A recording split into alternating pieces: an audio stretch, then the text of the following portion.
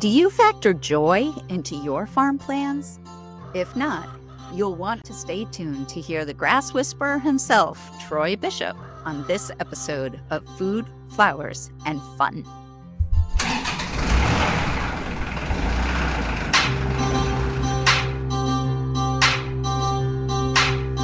If you're the woman who does it all, farm work, housework, bookwork, homework, getting up at the break of dawn, this is the podcast for you. How do you multiply by fractions now? Get away from the cares of the day. Restock, rootstock, feedstock, seed stock. Chat with women around the world who raise food, flowers, and fun. With your host, Kay Castrataro. That's me. Well, hello, everybody. Welcome to Food, Flowers, and Fun. And I am your host, Kay Castrataro. And I got to tell you, if you are into grass and you are into grazing and you are into mental health and a little bit of insanity, you are in exactly the right place today, because I have an absolutely fabulous guest with me. I have Troy Bishopp from New York. He is fondly known as the grass whisperer. And if there are any of you who are just listening to this and are not getting to see the whole experience, you really got to find a podcast channel that lets you see the whole thing, because Troy is just a lot of fun. So Troy, I'm not going to say too much about you to begin with, other than the fact that we met eons ago doing sustainable agriculture type stuff. And you are also like a grazing guru. So tell us a little bit about your farm practice, and then we're going to see how it is that you're on this podcast that's supposed to be for, women farmers. And we're going to talk about how you can help women know how to help their farm men. So start off with telling us who you are. Oh, there's a little sprinkling of So then I should preface by saying that in my life it is mostly ladies. So I have three daughters. They have daughters. So there's daughters. So I'm a daughter dad, I guess, or there's a lot of estrogen around. So maybe that has helped me prepare for this evening, trying to Your whole life is just converging in this one moment, Troy. well, yes. My maybe my personal life's more sappy because of the ladies in my life. They have more feelings. They touch my heart. They have good stories. So, and they're really good stewards of the land. Not that men aren't, but there's a little bit, more caring, not more caring, just caring, for animals and those types of things, gardens and, Yeah.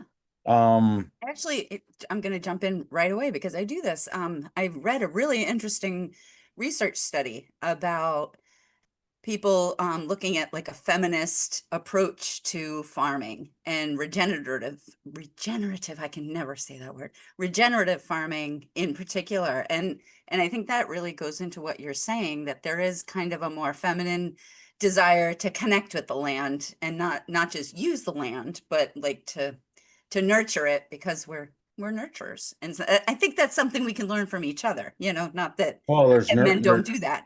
there's a lot of, yeah, I've read the book. Of course, I can't remember all the things. Is women are from Venus, men are from Mars, or is Yeah. it Oh my vice goodness, that's a versa? blast from the past. So yeah, so I want to be a fixer, right? So that's what men do. And yeah, it from time to time I have to scale back some of my rhetoric. Uh and it's interesting because, in our farm here, and you could say it goes both ways, but a lot of what we do is young person friendly. Mm. You don't have to be a man or a woman. Um, you can be straight, gay, you can be whatever. Yeah. The tools that we use, aren't big tractors, there's not a ton of diesel. A lot of it has to do with observation, moving, fences to move animals, more of a thinking person's game. Yeah. Not, like we're not throwing hay because we're a grazing farm. Technically we custom graze other people's beef cows. Okay. So I've done dairy heifers. Right now I'm backgrounding cow calf pairs Hmm. for a whole bunch of years. I finished beef here for another customer. So but again, if my granddaughters are just turned 11, she was moving fences when she was 5, Yeah. with the appropriate reel and step in posts where she could, they're plastic, so she could take a few, Yep. and then we've got a four-wheeler and an ATV, that's good. Get in there and drive it. I drove a 69 Chevy truck, tried across the field trying to get in. I got in first gear and I had to, on the column second gear, and I was at the end of the field already. I was like, oh, this, I didn't. So a lot of our tools are more appropriate for the people that, work and live here. Right. Can't be too technology crazy, again, more observation, more nurturing. I would say more happy. Yep. Because moving the animals is like, I don't know, takes like 10 minutes. Then you go, well, what else am I gonna do? Well, just, I don't know, hang out in the grass, take a nap, have a Lay beer, back, whatever, make snow you know. angels in the hay. Yeah, yeah. Grass, I should say, not hay. I would say, think, observe the good stuff that's happening, right? Yeah. And that observation and taking it in, is important for our mental health, I would say. Because a lot of us, we do tasks, Yep. and I'm not the best practitioner, never have, but I keep trying to get better. We do Oh, so the I'm gonna stop you there for a minute because one of my earlier guests we talked about this concept of the good farmer, and so that phrase that you just said, the best practitioner. So can you unpack that for us a little bit? What do you consider to be, you know, the best practitioner, and what is that standard that you just compared yourself to? I can't remember what I just said, but I'll go with Well, that. you said you weren't the best I practitioner, and then wasn't you were moving on. right. I'm constantly learning. I'm not I'm not in some ways I could be better. So, talking the talk, walking the walk. So I'm not the best practitioner, or I'm still learning. And in the past, I was terrible. Like I moved animals, I ran to the next job, I worked crazy hours. My life was just seemed like chaos, and I wasn't really enjoying the craft. So Oh, I love in that. the practitioner, the way I see practitioner, steward, farmer, I try to line that up with craftsmen, craftswomen, craftspeople. You could say maybe artisans, Yeah. there's something about, I have friends that are cabinet makers, maybe um they just they or maybe an artist, they just or a photographer, they see something we don't, and then they know how to mold it, and Hmm. what comes out is spectacular.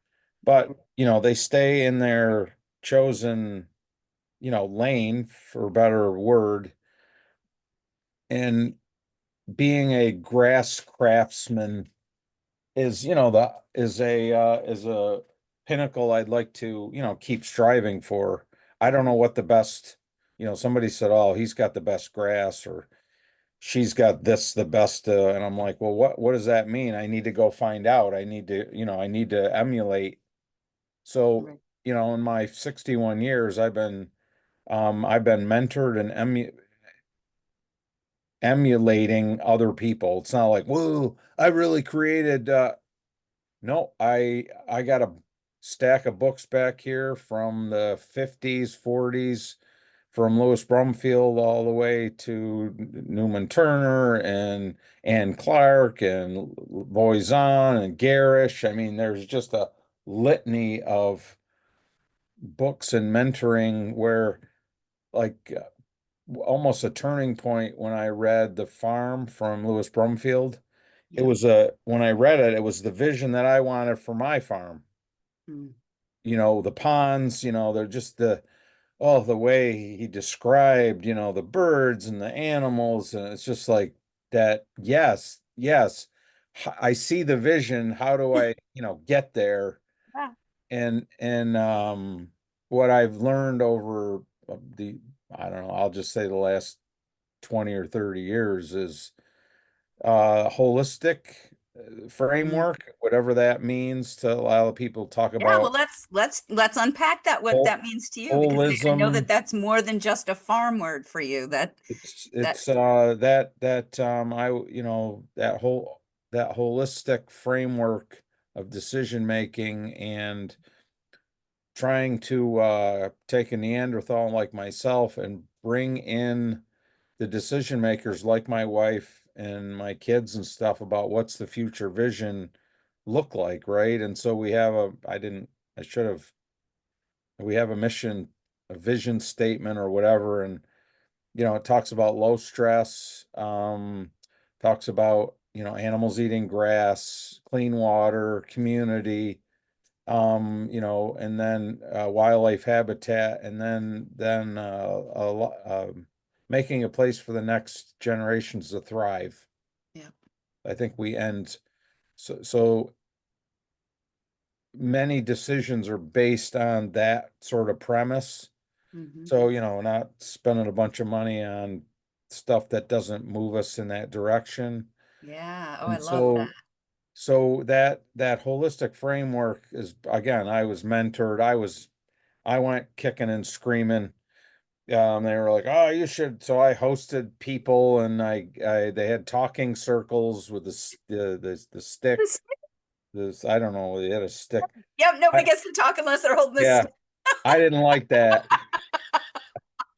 I like talking. Somebody said, "Well, Don't you make me talk, listen. yeah, you talk over people." I'm like, "Yeah, I know I do, but I I A I lot don't of good talk." things to say, darn it. Yeah. What do you mean? What's the stick? Yeah, you can't talk without the stick. I'm like, wow, that was that was tough. Forgotten all about that exercise of the stick thing, and now I'm thinking, man, that's actually a really good technique to use in a lot of farm families, like when we're talking about communications issues, because there is this tendency, at least, I don't know, I come from a fifth generation farm family, so I mean there are four generations that are hanging around all at the same time, and if you don't think there's talking over that happens, Yeah. often we'll have three or four people in three or four different conversations, all talking over the people that they're having conversations with. So it's like, it gets a little sketchy. So that whole stick idea, that makes you have to actually listen. Well, and then, it's there's a facilitator, obviously, that I don't know. I never challenged the stick because I thought, well, maybe they're going to beat me over the head with it. I mean, I guess it when you're in a circle of 10 or 12 people, you say, well, of course I've got to conform. But I gotta follow the rules. that first go around was kind of rough. Again, the just again, it's been a lot, quite a few years, and so again, after all those, mentoring and this, then you come to this holistic framework, and then it basically boils down to environmental, financial, and social.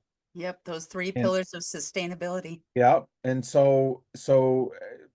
we should be practicing that in our bigger country, instead of making these linear, quick decisions, think it through how it affects The whole system. the whole system. And Whether and you're, the system doesn't end at your property lines or at your county lines or at your state lines or your nation's lines. Like the way that the world works is those decisions really do have that whole butterfly principle, that the butterfly flapping its wings down in Mexico or wherever can make a typhoon over in Japan. There's something to be said for that because there is a ripple effect to what we do. And I think it's really beautiful and also important to remember that the work that we're doing in our families and on our farms really has a huge impact on the world if we want to be honest about it because people are watching us and the things that they see and they hear they either emulate like you were saying or they revolt against and they have an impact. So tell me how you kind of got converted to this holistic approach. Is this a result of some of your burnout that you went through, or is that I something that mean, had that was started that before that? that was 20 years ago, or you know I'll say 20-ish years ago, where again I have the workbooks and things, and again, you're exposed to a lot of new ideas and new people in that framework. And I, I'm thinking I needed it because I was heading in I'll just say a linear path. I don't know exactly. Um, Things weren't quite, Towards the wrong endpoint, well, I was whatever traditional, whatever the word. whatever that is. It wasn't working. I wasn't improving at the rate that I thought I should. Some of the stuff had to do with shortcomings in grazing, like grazing too short, so there's that holistic grazing plan. That was more of what I was interested in. And then all of a sudden I got broke down into, the why, like that's a pretty big piece. And then bringing in, instead of, I mean, I see this in a lot of farm families, where I'm the decision maker and that's the way it's going to be. And in my professional life at the conservation district, lots of times I would pull the card and I said, you know, I think we need another decision maker on this decision. Let me ask your significant other. And that was not welcome. Like, don't you talk to them? And I'm like, well, this, you're moving towards this, or this, it shouldn't be just your decision. And um, And it's, that's such a challenge. Like it oh, really it's a is. big, I mean, you hear about families all the time. I mean, this is why so many of us have divorced after our names because, getting just two people to come together and being able to like form a unit and move in the same direction is super difficult. And so then when you add the two people and the children and maybe the grandchildren or grandparents and you add in I don't know a whole farm business with livestock or crop choices or et cetera, et cetera, of course there's going to be conflict. Like how can you not expect that? And yet we are not really trained to be able to navigate that. Like we're just kind of people just kind of think that we're supposed to know how to get on the same page. And that's actually it's a skill and it's something we can learn, but it's not something that we're often taught. so now in these times, holistic management is still, prevalent. And there's a couple of, the Savory Center or Savory Institute, the Holistic Management International, but then you have regenerative agriculture bleeding into the principles of Alan Savory, the decision making, the grazing management, some of those things. So again, people are, taking what they know and maybe adding a little bit to it. We're all talking about ecosystem function, and those are great. My particular point of speaking now is, so why are we doing it? Mm. I am I'm again, maybe I'm a little bit too experienced or whatever.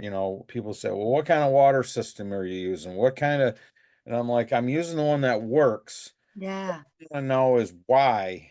Why do you want to do what you're doing? Or have you asked yourself, why are you doing this? Why are you going through the hours of work?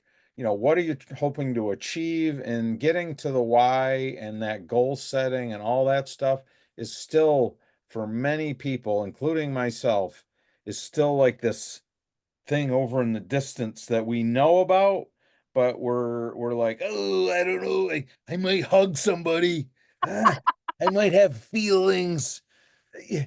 So it's over there, and I'm again, I think I've given at least two or three keynotes of why and what does it mean? What does the why mean? So okay, you make some money. Okay, well, what are you going to do with that money?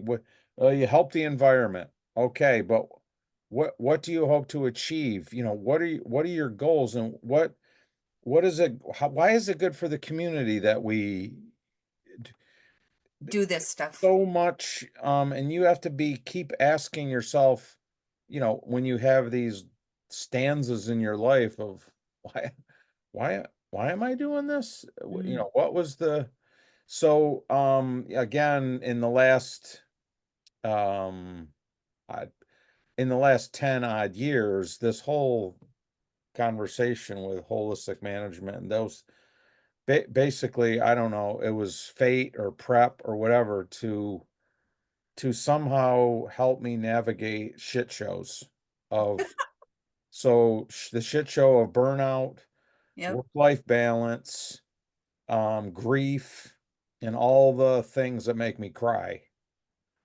Mm. So again, having the tools, the mindset, and again, my associates, my friends, I gravitate towards those that observe, ask why, are more emotional, look at things more They emotionally, share your values. plan for fun or you won't have any. Yeah. And and again, it's a kind of a culmination now that I'm 61. It'd be great if I freaking learned this when I was 25, or We all say 30, that. or you know uh my Why do we have to age before we get wisdom? yeah, I don't know.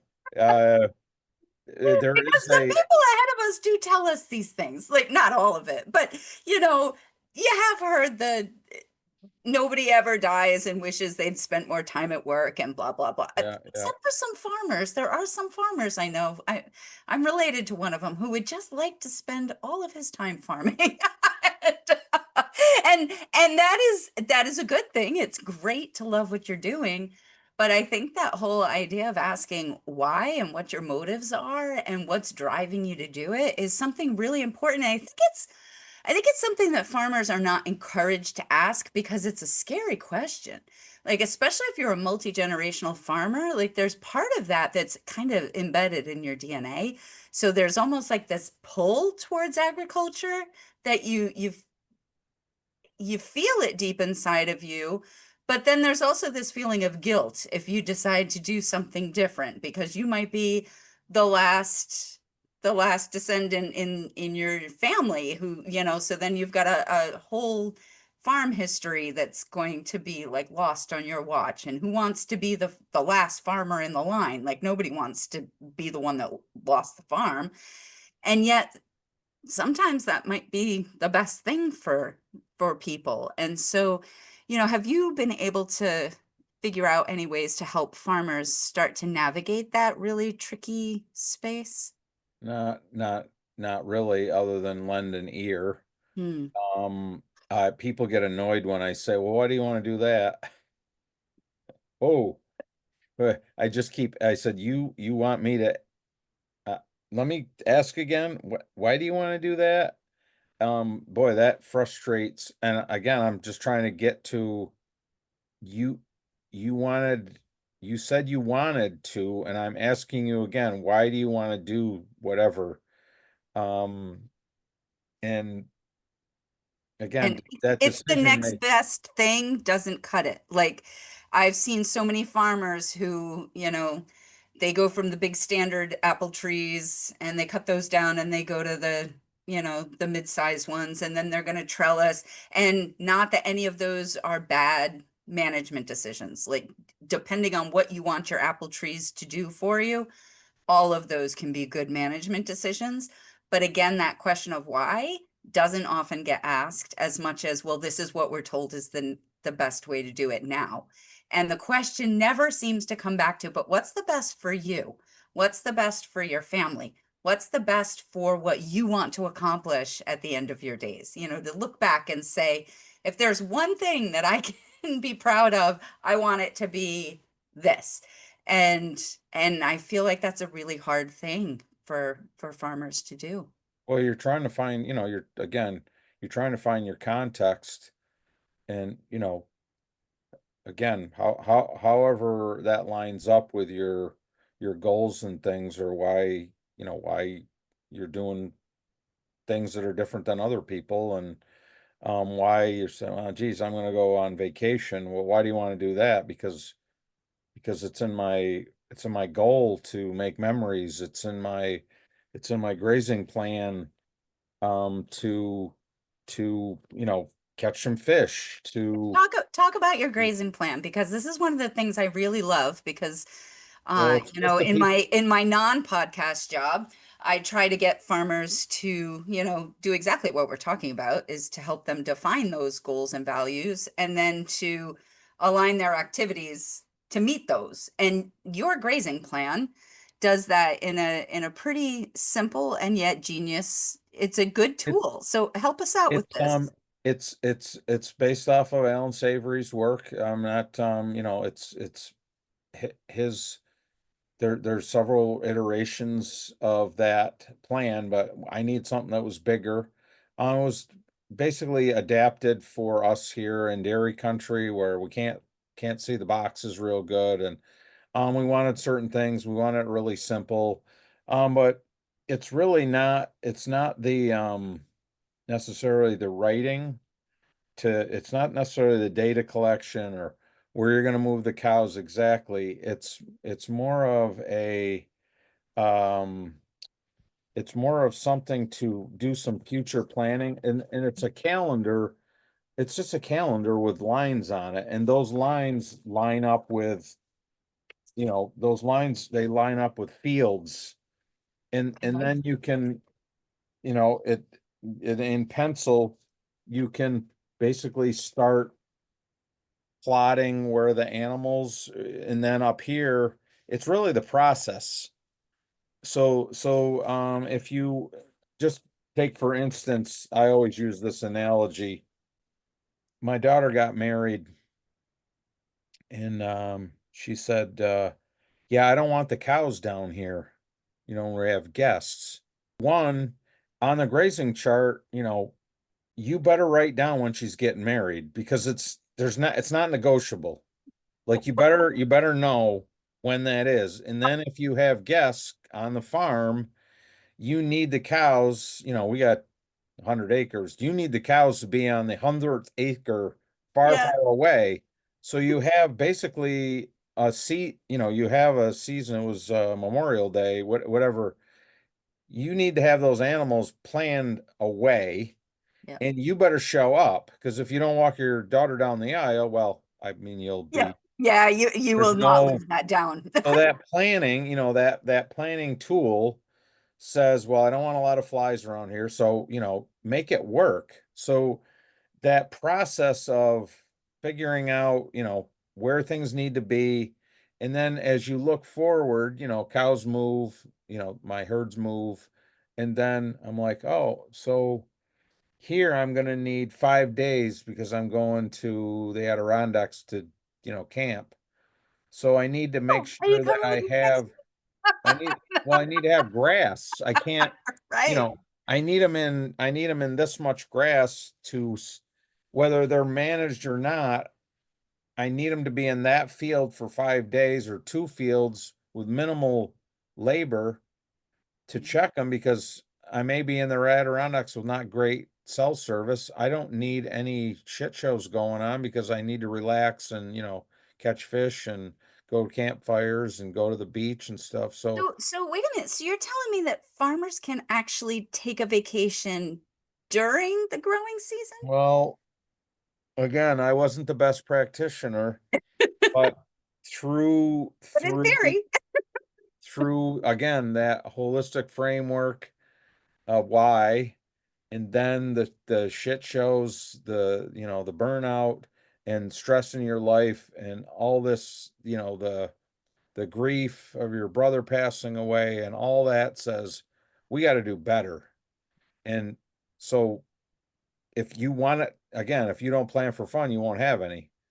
So for us farmers, we've got to carve out something in the future, just like a processing date or any other, I got to go to the doctor, you Yeah. plan out.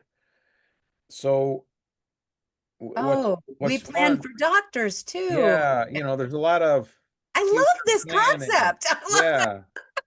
And Farmers are people too. and and again, is it important to you? In a lot of frameworks, a lot of people I know, they just don't take a lot of time off, and that's fine. They don't have to.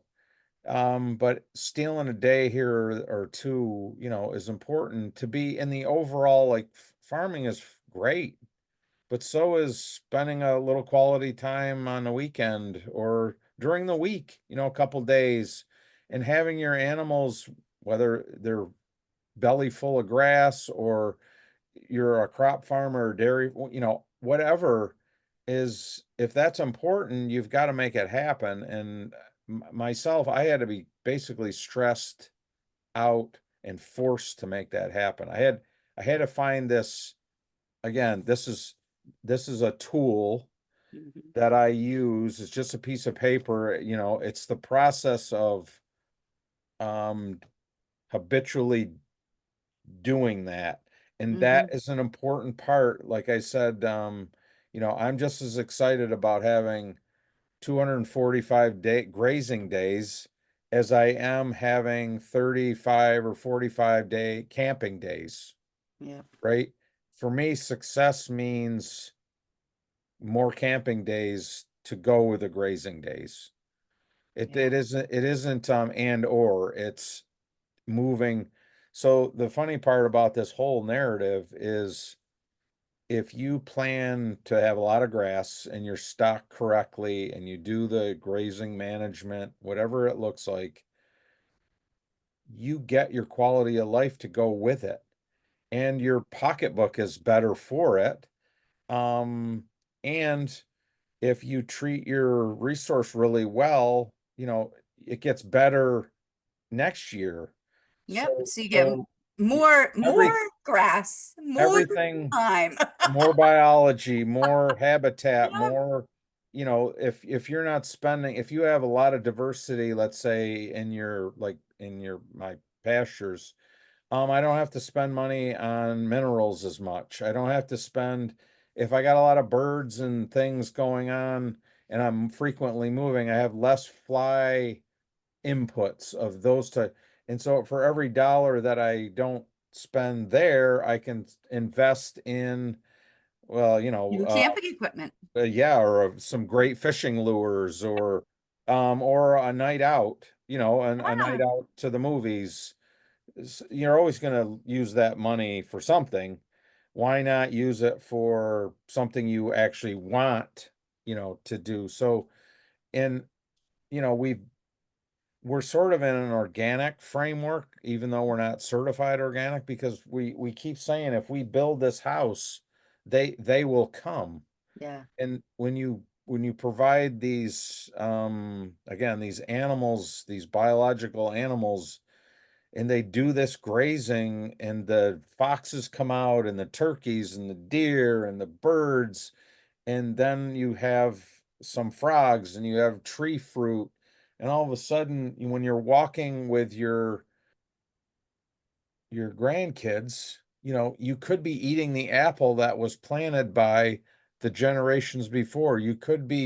Um, you could be rolling around in the grass, just doing stupid stuff, making grass angels. You like my granddaughters are very inquisitive. They like picking up insects, and Oh, it yeah. gives them joy. Salamanders and It, it yeah. it's a joyful.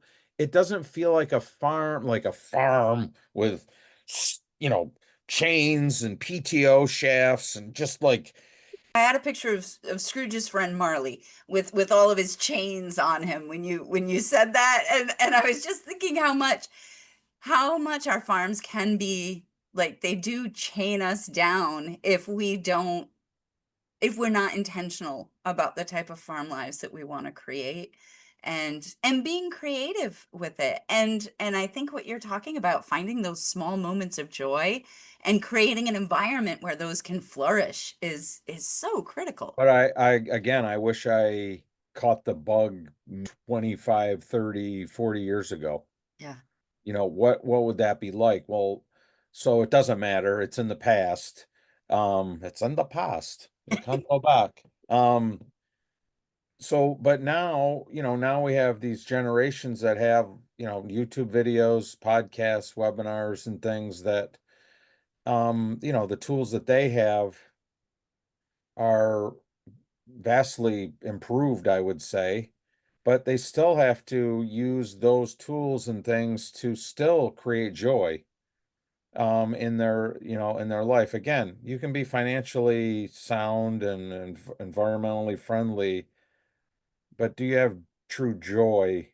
Do you have time to linger graze? Do you have time to sit down and just say, yeah, I just kind of want to see what's happening. I kind of want to disappear in the grass and just take a nap.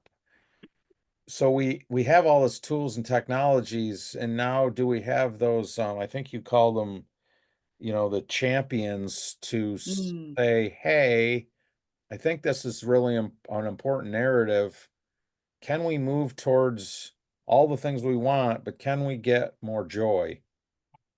Can we plant Money doesn't joy? do that. Like the interesting thing is, I read something really interesting that said once your basic needs are met, and we're talking like your basic needs, like you can keep your house, you can do that kind of thing. More money does not at all equate to more happiness. And like I get that in my soul, but I think there is this idea in our culture especially that, well, if I can just make more money, I'm going to be happier. And I hear farmers a lot of times saying I'm unhappy because my finances are bad. I think for farmers, we sometimes get trapped in this idea that it's because we don't have any money. And yes, we need to make farming more lucrative. Like I do not disagree with that at all. And at the same time, that's not really what's going to do it for us. We need to really rethink what we've turned agriculture into, especially in more industrialized countries. Well, again, you can read my stuff on my on my website and stuff, but I had a key moment when my brother passed Tell away. us tell us about that because it's a So very powerful I story. it's just, you know, we talked about plans, when I'm 61, going to Maine, we had a lot of plans, and that just ended on a weekend. He died in North Carolina, and so my whole outlook changed because I just kept saying, well, is this all there is? We have to do something that we have to do something more important than just doing whatever we're doing. And that stressor, really brought to bear the whatever the grazing chart, planning for family stuff. We bought a camper, we said, we have to we have to find more joy. We're always going to work. But so that again, you have these moments in your life, everybody does at some point, that sway you into this whatever direction you're heading that way, and you're like, nope. And so that again has propelled my whatever career or pathway to um again trying to find a better work-life balance. And everybody uses it. I guess it's very cliche now, work-life balance. uh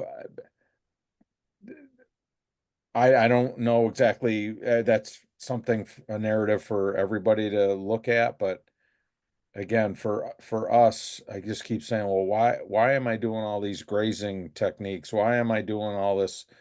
What's the point? Do you bring money in, you spend money out? What are we trying to achieve? And we're trying to achieve the next generation. We're trying to provide a farm here that has no debt.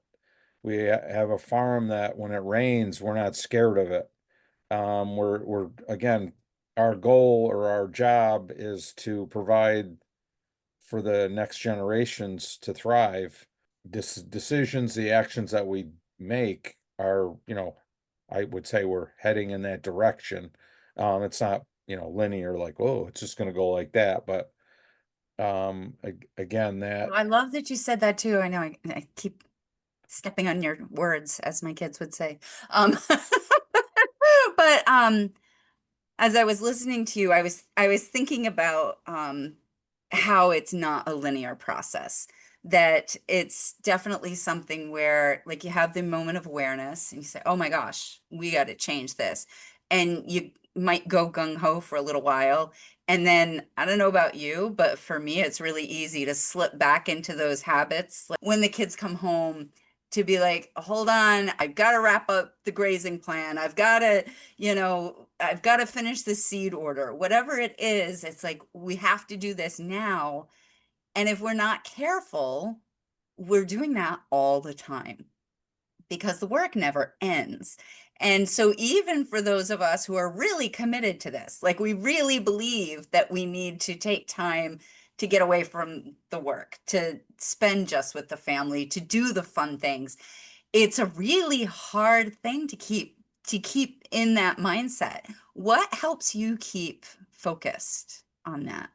I would say my wife is really good because the grazing, again, I'm going back to the grazing chart, is Sure. filled with plans. So she's the first one on the grazing chart. She fills in kind of and we have flex time and those types of things, but um Yeah. she is the coordinator of fun. And again, lots of things come up. So like right now, May and June are just crazy because I have said it many times, if I start well, I will end well. So it's important for me, and I am a workaholic right now, and last night it was 9 o'clock because it's been raining a lot. So Yeah. I've been moving cows, mowing, trying to get I did the garden stuff today. So there's a lot of stuff to get done, so you know that towards the end of June, July, August, there's things that need to get done. And if you, let's just say that you say, it's fine, the grass gets really old and it doesn't regrow, and we get a dry spell. I really plan for a lot of grass in my framework. Mm. So if I want to go away for 3 or 4 days, I don't move. There's no cows being moved. We just turn them in there. We get back, they're there, and they look at you like, yeah, I don't know. I don't have to move. I didn't even care that you And were gone. yeah, yeah. Because So, they really, if we give them what they need, they really don't need us that much, do and they? again, that's sort of a grazing I mean, narrative. it is different if you're milking, milking Sure, is a yeah, whole yeah. different ball of wax. But Somebody needs to milk. we're putting in the work now for the rewards, later. Yeah. And again, that's how I kind of operate. And then I always have some flex time where, wow, that would be great to go visit my friends from Canada. Okay. Because sometimes flexibility and adaptability is just as important as, planning. Because, you want to be able to, go over there and do this at a moment's notice. So there again, this takes practice. Like, this is not something, I have practice, and I'm trying to inspire others that get down, get down in the dumps, that they're like, well, I don't know how you do it. Well, you got a lot of money, you work off the farm, you got this, you got that, you don't have this. And I'm like, it's just practice. It's a process. It's practice, practice. And so when I stand up in front of people and say, this is why we do stuff. This is why we keep a grazing chart, why we manage really hard in the early spring, because it pays dividends the rest of the year. And again, again, going back to the farming narrative, when we have dry spells or wet spells or whatever, we just keep chugging along because we built biology over the last 30 years. And so So those, that the those, environment has those, that those resilience. dips and valleys, again, you tie it back to financial, biology, Mhm. ecosystem processes, financial, time off, less stress. There's karma there. Yeah, There's, synergy. if you do it well, it'll just happen, you know.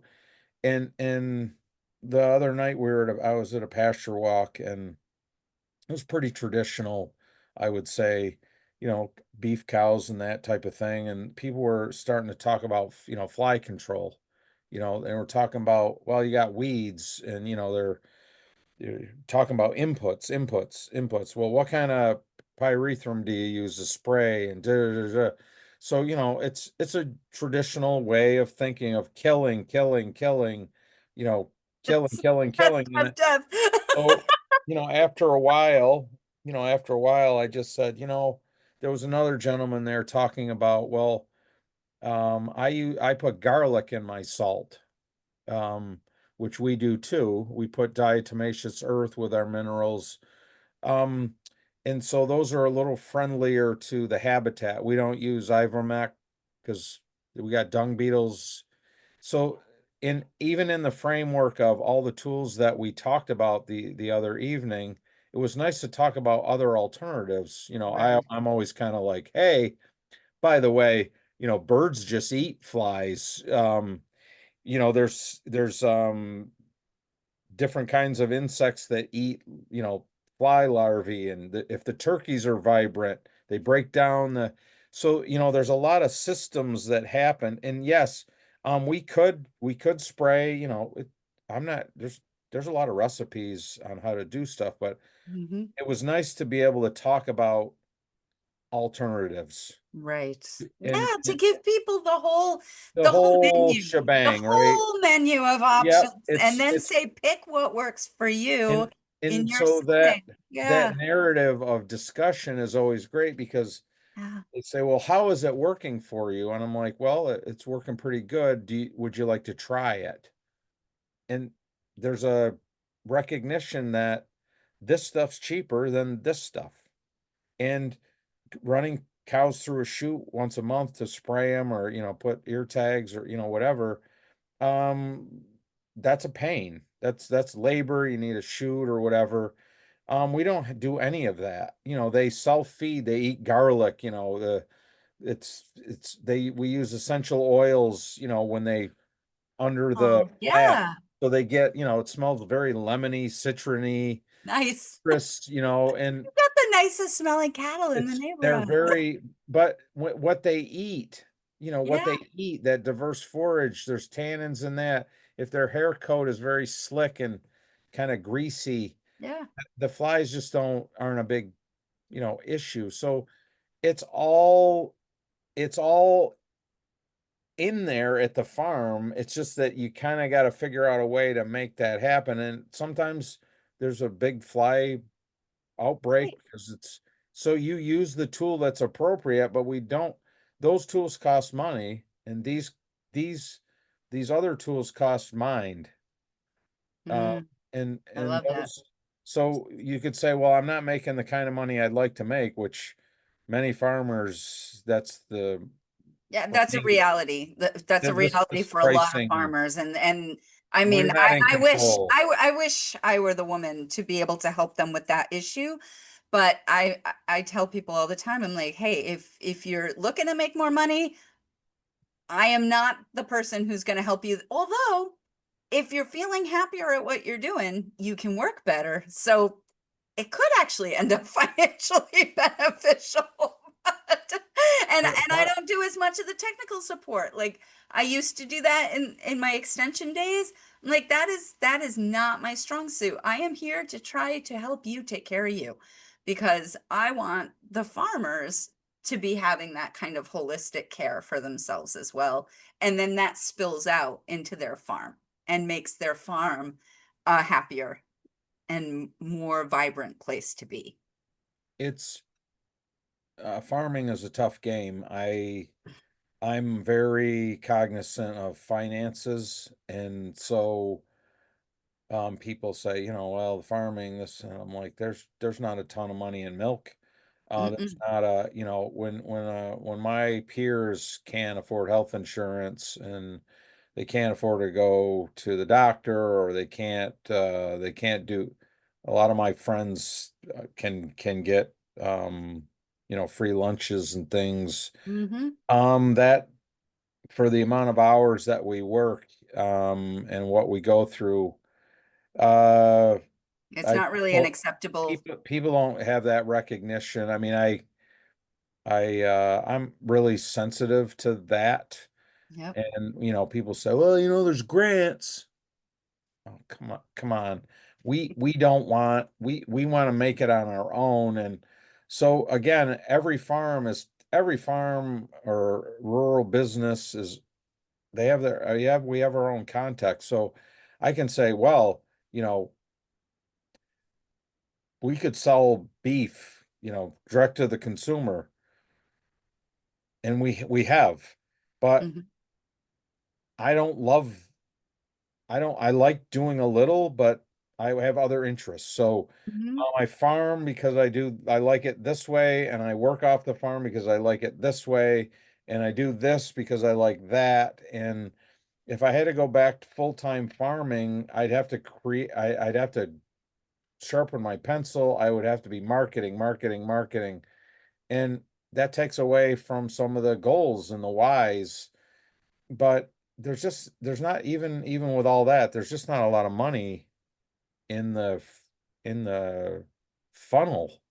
I don't care what kind of farming, people are, oh, the farmer's getting rich. And I'm like, No. if the farmer is rich, like if I was rich, like the good best thing about farmers, in my opinion, is we spend money. Like if I get money, I'm like, I know that I want to, New tractor. I don't I have any want to problem buying stuff. My stress point is not buying, like, oh, I really like that. There's always something I want, and so toys. so Toys we are fun. we're actually pretty good for the economy. We're goods and services type of folks, and we're always looking to update. Trying to, get better, get a newer piece of equipment, or we are a catalyst in the economic game.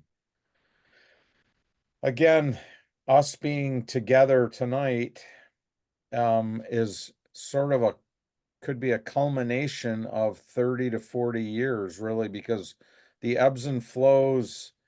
And so what's cool about my new job with NatGLC, in the Eastern Region is over this my lifetime, there's been so many connections, and then there's the reconnections, Yeah. and then you're a little bit older, I'd say maybe a little bit wiser, Let's hope so. and then our next generations can look to us to share, right? Because we can on podcasts and webinars and YouTube videos, we can share what the framework of what's important, and if it's lining up with what you want to do, Mhm. there's this recognition. And so that's what's really cool right now is there's so much opportunity Yeah. in this regenerative ag, whatever, holistic management, grazing. We're feeding people that this grassland narrative to me, we were really strong back in the 90s, and then it, goes through the ebbs. But right now with our weather and our water and our food sovereignty Hmm. and our trying to be joyful and nutrient dense foods. Yeah. There's a lot there's a lot to be said for our resources here in the East. And we have a lot of eaters that I think, like, we would love for them to walk our land and feel what we're feeling, even though we might set it up like, hey, just hang out here. If can you hear all the birds? You know, can you hear the crickets? Do you hear the bullfrog? You know, can you pick some blackberries? There's shelter belts that have been planted, you know, purposely Yeah. to drop snow out or to protect the livestock or to add some kind of forestry component in a silvopasture way. Yeah. But this whole farm is an ecosystem unto itself. And then when it rains, which it's been raining Oh my been goodness, raining, right? right? When so it's My very basement forgot what it's like to be dry. it's really interesting now that, we've talked about holistic management and the processes and the ecosystems is, listen, we shouldn't, like, where there's flood warnings. And I'm like, it's only going to rain an inch and a half. What's the problem?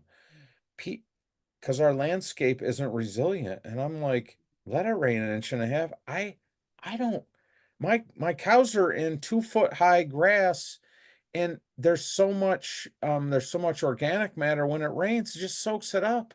The Yeah. creeks hardly even move. And when I contribute that clean water to my watershed, I mean, you get that with the beef you buy. Yeah. Like, Yeah. Oh, I love that. if Yes. you just if consumers would just see what we see, and again, there's just so much opportunity in this narrative of this framework of Yeah. the triple bottom line: financial, ecosystem, social, Mm. that the at this point, um the world is your oyster. It's just getting the recognition from, the end user that this is important, and this is why we want to support local farms in Rhode Island, upstate New York, Virginia, Ohio, wherever. Yeah. Um, because Without them, we starve. Like correct, I correct, hate to be really dramatic about it, but the truth is that without the farmers, we starve. yeah, And so if farmers can't make a decent living, they're not going to keep farming. Like you're going to have some who do it because I do think that farmers and artists are an awful lot alike. Like we've got that hope that springs eternal and the kind of, oh, it can't possibly be as bad as that again. you know? you know? So there are some of us who will just keep doing it forever. And there are going to be a lot of people who say, I'm not doing this. This is an insane but lifestyle. Like, you I know don't what? want to It's do okay. this. So It's how do we okay. make it better for them? It's okay. It's okay that you don't want to produce your own food, but please support know the reasons and the context of why we're doing Yes. that. And in my community here in Deansboro, New York, I mean, my granddaughter and I were accepted into the America Grassland Conference out in Nebraska in Yeah. June. We can't because there's a conflict with school, but um my title was saving a watershed one blade at a time. Mm. And so where I'm in the Mohawk Valley, and when I'm up on my pinnacle up on Charlotte's Bluff and I overlook the whole watershed, I mean, that's where it's at. How important it is to keep sod on the ground and use the tools that we can. And we need that partnership from our customers to, instead of saying, well, I'm just going to go, buy whatever beef. No, buy our beef because you're contributing to this sustainability, this resilience of our area. Yeah. And then we need those resources so we can keep cultivating the next generation. I mean, it's 100%. simple dynamic. But anyway, we didn't talk Right. much about mental health. Well, Sorry. we I did. mean, No, I no, could we have, did. We did. well, We talked about it. And one of the things that I'm really encouraging people to do, there's a phrase that I read recently called find the small things that save you. And you talked a lot about that. Like, what are the small things every day that feed our souls? The listening to the birds and the crickets and the eating the blackberries and, all of those things that if we have the eyes to see them, those are the small things that will save us, that will give us that sense of being connected with the work that we're actually doing. That's so important that sometimes we get so bogged down in the burden of it or the necessity of it that we forget the blessings that we have. Like, I think that's one of the great things listening to you is that you have such an awareness of how satisfying farming can be on so many levels. And that for me anyway, it's really inspiring to want to encourage more and more farmers to get back in touch with that so that it's something that they really are being fed by as well as feeding others with it. And so I and you don't have appreciate. to do it. You don't have to, you don't have to do it full time. Mhm. There's ways to engage with food production, agriculture on a scale that, you want to have an off-farm job or you can be an artist. There again, this feeds my soul, but so does working in the public space with farmers, helping them, inspire them to manage their resources better. And then, at 3 a.m. I need to write an article. Something came to me, again, side gigs. So however you fit, there's a lot of narrative on, well, you need to be a farmer. I'm like, you can have one cow and 10 chickens, right? You can still cultivate Yes. the magic in your space and still go to work in a cubicle or whatever it is, and you can it, or you can help someone else out. You can, work for somebody else Mm. and get that, you can harvest vegetables, or, you can have Yeah. a CSA, and, having your hands in the soil and, creating life and things still feeds your soul. So, Yeah. again, what I'm seeing now, that doesn't matter. I'm just seeing so much opportunity that it's pretty exciting, and I love connecting with you and kind of a new audience because, pre-COVID there was none of this. No. Yeah, for all the bad things that COVID brought, Yeah. one of the beautiful things is that this ability to connect with each other has become so standard. Like, I mean, I had a call this morning with a woman from Nigeria. So, eh, we weren't doing that in the same way outside of like the business realm, like the big business. But to be able to do this and to get farmers from literally from around the world to be able to hang out together virtually, I think is so cool. Seth Godin says, live in the small. Yeah. Oh, So, yeah. live for the moments. And when those moments, this one story that I wrote on my thing about my granddaughter and I fishing, the whole thing culminated, everything culminated in one moment when the loons, we were unstressed, we were in a kayak, the cows were back here, we were in the Adirondacks, and fate brought us to that point. I actually had my camera and the loon was calling her mate, and we just sat there on the kayaks and saw the whole thing happen at that moment. And if you didn't plan for a vacation and you didn't, and any sleight of hand could have derailed that That moment moment. wouldn't have happened Correct. had you not planned for family time. You didn't plan for the loons to be there, but you Didn't. planned to be in a place where memories could be made, and then memories were made. And that's so powerful. So So that powerful. the opportunity for joy, Yeah. again, you never know when that opportunity, and I didn't appreciate it Mm. and until I said goodbye to my brother, not knowing that he was never coming back. Yeah.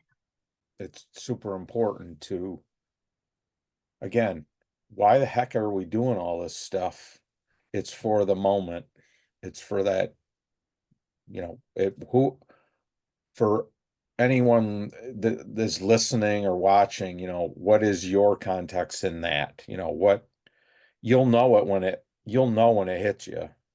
So, that loon, and then the bass fishing, and there was just that one evening just hit all the marks. And of course, as a writer, I have to write that out. I mean, it was just it was too emotional not to get it on paper. And then it was a basis for a couple of keynotes. Again, I can play the video, like I captured on my phone, again, when everything lines up, your phone is charged, all that stuff. So, Yeah.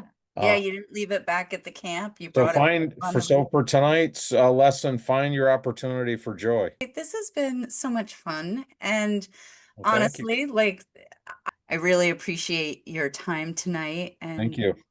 I hope it goes and well. we hope to see y'all soon. Okay. Thank you. How do you multiply by fractions, Mom? Farmers calling, our show is all done. Goodbye, farewell, so long, adieu. See you next week, same time, same place for food, flowers, and fun. Go in peace.